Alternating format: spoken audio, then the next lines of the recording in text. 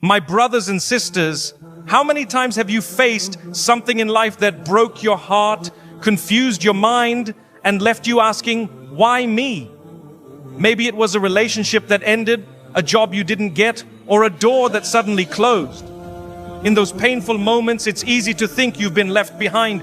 But Allah reminds us in the Qur'an, perhaps you dislike something while it is good for you, and perhaps you love something while it is bad for you. Allah knows, and you know not.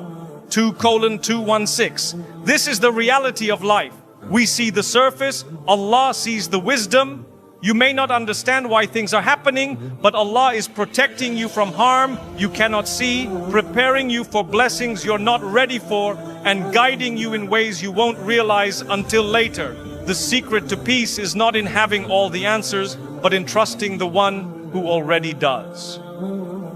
1. The mystery behind life's trials. There are moments in life when everything seems to fall apart. Not because you did something wrong, but because Allah is setting something right in a way you can't yet see. The pain that hits unexpectedly, the sudden loss, the closed door, all of these are pieces of a divine puzzle only Allah can see fully. When you're in the middle of a trial, you often ask, why now? Or why me?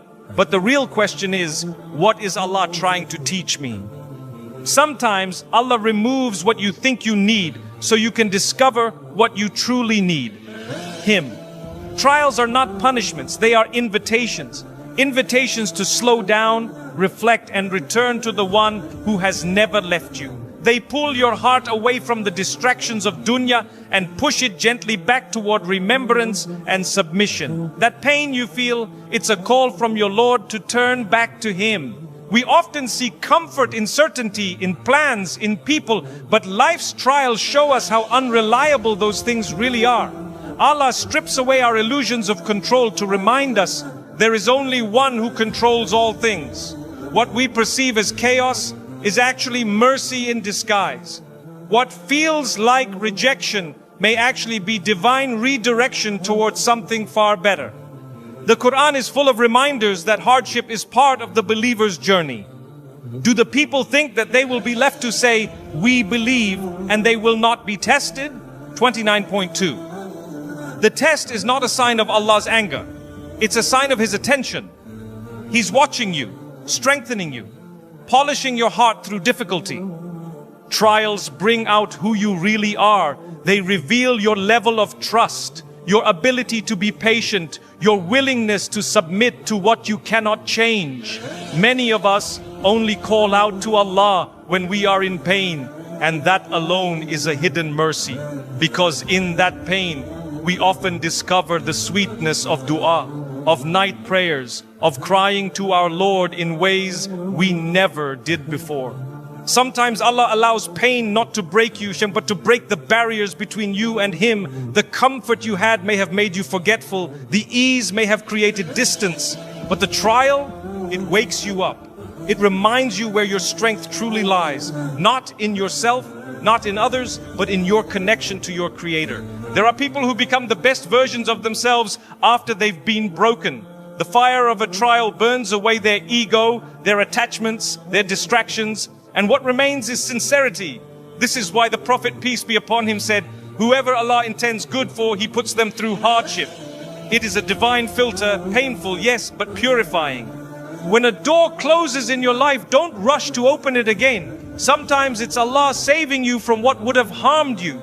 You don't always need to understand why something happened. You just need to understand who is in control. The more you submit your heart to Allah's wisdom, the less you'll be disturbed by life's unpredictability. Think of the story of Prophet Musa, As, and Khidr. Every act that appeared unjust, the sinking of the ship, the killing of a boy, was actually filled with deep wisdom. Allah included that story in the Qur'an to teach us that not everything will make sense now, but it will make sense in the end. That's the mystery of Allah's plan. It unfolds slowly, beautifully, with purpose. A trial is not just an interruption, it's a transition. It moves you from one stage of your life to the next, from one level of faith to a higher one. If you view it as only a burden, you miss the blessing. But if you trust that Allah is guiding it, the trial becomes a bridge, one that leads you closer to Him. Some of the most sincere people you'll ever meet are those who've gone through deep pain and come out with hearts that rely fully on Allah.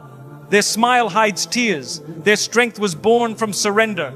They no longer chase dunya, they chase Jannah. And it all began with a hardship they didn't understand, but trusted anyway. So the next time life hurts you deeply, pause before you panic. Breathe, reflect. Say, oh Allah, I don't understand this right now, but I trust you.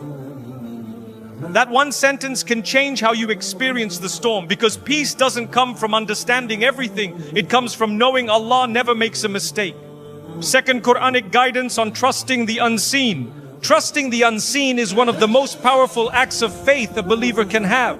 Allah begins the Qur'an by praising those who believe in the unseen. Surah Al-Baqarah 2:3. That's not a small thing. It's the very foundation of our relationship with Him. We do not see Jannah, yet we strive for it. We do not see Allah, yet we love Him. We cannot predict our future, yet we say, Tawakkaltu ala Allah, I rely on Allah. Surah Al-Baqarah 2:16 teaches one of the greatest lessons about trusting Allah when you don't understand. Perhaps you dislike something while it is good for you, and perhaps you love something while it is bad for you. Allah knows, and you do not know. This verse removes the illusion that our limited perspective is enough. It comforts the believer. Even when life doesn't make sense, Allah's wisdom is at work. We often judge situations based on how they feel in the moment.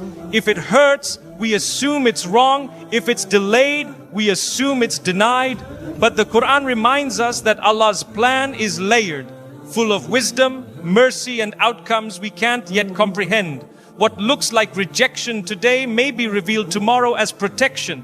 In Surah Yusuf, the entire story of Prophet Yusuf A.S. is a masterclass in trusting the unseen. Imagine being thrown into a well as a child, wrongfully imprisoned as a man, forgotten for years. Yet never once does Yusuf A.S. lose faith. Why? Because he trusted Allah's plan even when he couldn't see the end. And in the end, everything made sense. Everything was better than he could have planned. Allah doesn't ask you to understand everything. He asks you to trust that He does. When Prophet Ibrahim A.S. was commanded to leave his wife and child in a barren desert, he didn't ask, how will they survive? He simply submitted and said, Our Lord, I have settled some of my descendants in an uncultivated valley so that they may establish prayer. 14:37. That's what real tawakkul looks like. The Quran frequently uses the word, Inna Allah yuhibbu al-mutawakkilin. Indeed, Allah loves those who rely upon Him. 3:159. This isn't passive waiting, it's active trust.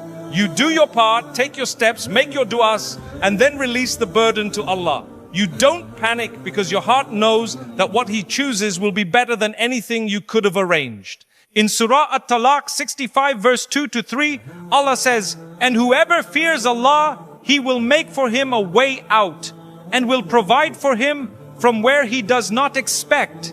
And whoever relies upon Allah, then He is sufficient for him. These verses are like a soft blanket for the heart. They remind you that when the world closes in, Allah opens doors you didn't even know existed. We often think we need to see before we can trust. But the Quran reverses that. It teaches, trust first and you will eventually see. This is why faith is not about outcomes, but about the state of your heart while waiting for them. If your heart is firm in knowing Allah is watching, planning and protecting, you are already successful. Even the prophets, the most beloved of Allah, were tested in situations where they had no control. But what made them great was their ability to say, Hasbunallahu wa ni'mal wakil. Allah is sufficient for us and He is the best disposer of affairs. 3:17:3. That's not just a phrase. It's a lifestyle of surrender, patience, and peace. When we try to control everything, we carry weights we were never meant to bear. The Quran releases us from that pressure. It says, your job is to try, to trust, and to turn to Allah. His job is to guide, to give, and to protect. When you stay in your lane and leave His domain to Him, peace settles in your heart. Every setback you face is not random. It is wrapped in divine planning. Allah tests your faith not to break you, but to build you. He delays something not because you're not worthy, but because the timing isn't. The Qur'an doesn't just give us rules, it gives us reassurance. Over and over it tells the believer, Allah is with you and He never forgets. So when the storm comes and you feel lost or confused, open the Qur'an, read His words. Let them remind you that there's a plan unfolding even in your pain. Trust in the unseen is not easy, but it is always rewarded. Because when you walk in the dark, guided by Allah's words, you'll find light in places you never imagined. 3. When plans fail, Allah's plan prevails. Sometimes we plan every detail, from our career steps to our marriage hopes, believing we've covered every possibility, but then something we never imagined interrupts it all. The plan collapses. And in that moment, it feels like everything is lost. But in reality, something far better is being prepared by the one who sees beyond what we ever could. Failures in life are not failures in the sight of Allah. They are often redirections. Allah takes away what was temporary so He can prepare your heart for what is eternal. Just because something didn't work out doesn't mean you are forgotten. It might mean you are being repositioned for something greater than you had the courage to ask for. We often ask Allah to give us what's best. But when what we want fails, we question His wisdom. Yet that very failure may be His way of answering our dua, because He knows that what looks good to us now may harm us tomorrow. His protection sometimes feels like pain, but it's mercy in disguise. Think of Prophet Musa, A.S. He fled Egypt thinking he had failed, rejected by his people, chased by Pharaoh. But in the desert of Midian, Allah was preparing him. What looked like a setback became the beginning of his mission. Sometimes you need to be in the wilderness before you can stand on the mountain. Allah reminds us in Surah Al-Baqarah 2:216, you may dislike a thing while it is good for you. That verse is not just comfort, it's a truth that shapes how believers see every hardship. If the door closed, perhaps it was the wrong door. If the person left, perhaps they were never meant to walk the full path with you. Prophet Yusuf, A.S., was betrayed by his own brothers, sold into slavery, and thrown into prison. Every part of that story looked like failure, but each trial was perfectly timed. A divine sequence that led him to the palace, to power, to purpose. Allah doesn't waste your pain. He weaves it into your rise. Your failed plans are not proof that you're off track. They may be the clearest signs that Allah is steering you toward His plan. He sees the hearts of people you trust.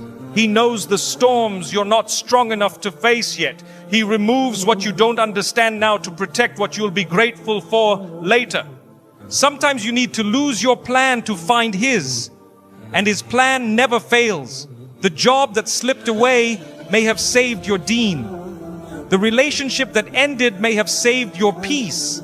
The delay that frustrated you may have saved your future children. Allah doesn't show you all the reasons now, because faith is built in the unseen.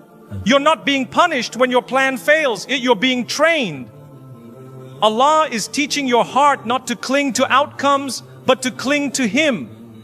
He wants you to trust that whatever He withholds, He replaces with better. But to see it, you must surrender what you imagined and submit to what He wills. Even when your life feels like it's falling apart, Allah's plan is still unfolding perfectly. What you think is the end might be the beginning. What looks like chaos might be rearrangement. What breaks you might be the very thing that rebuilds you stronger than before. Don't measure your success by whether your plan worked. Measure it by whether your heart stayed connected to Allah through the rise and fall. Because real success isn't reaching what you wanted. It's reaching a place where your peace doesn't depend on anything but Him. When Prophet Muhammad was forced to leave Makkah, it felt like a painful failure. But the hijrah became the beginning